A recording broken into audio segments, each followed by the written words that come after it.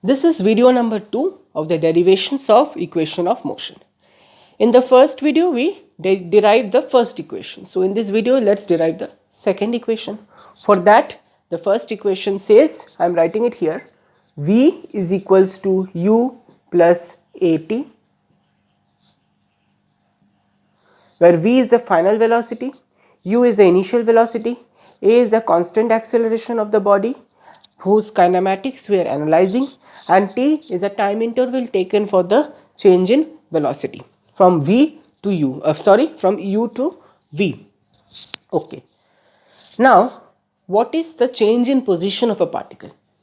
The change in position of that particle is defined as the displacement of the particle, and the area under velocity time curve gives us the change in position of a particle, that is the displacement of a particle. We are analyzing it between these two time intervals, T1 to T2.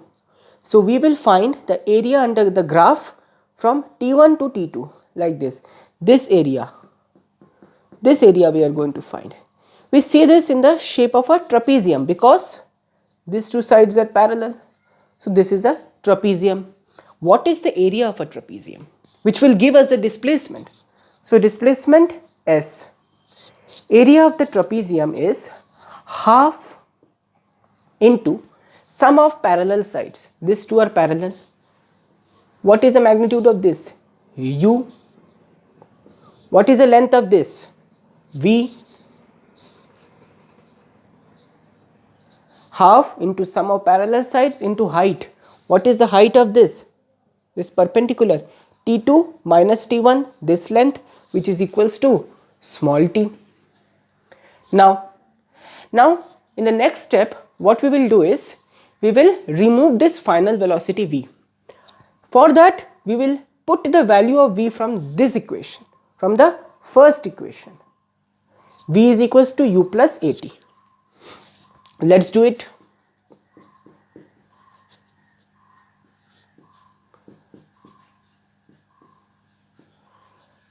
Okay. Then let's multiply it.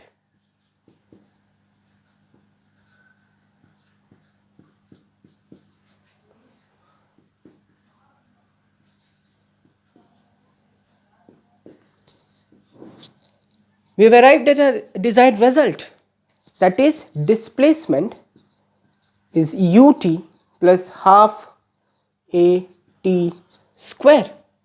All this was in the vector form.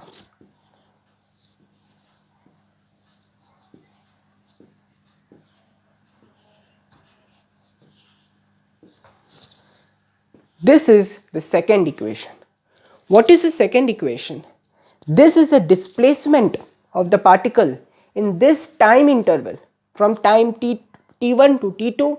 This is the displacement where the velocity at time t1 is u and the body is moving with a constant acceleration of a. So this is our equation number 2. In the next video, we'll see the third equation of motion.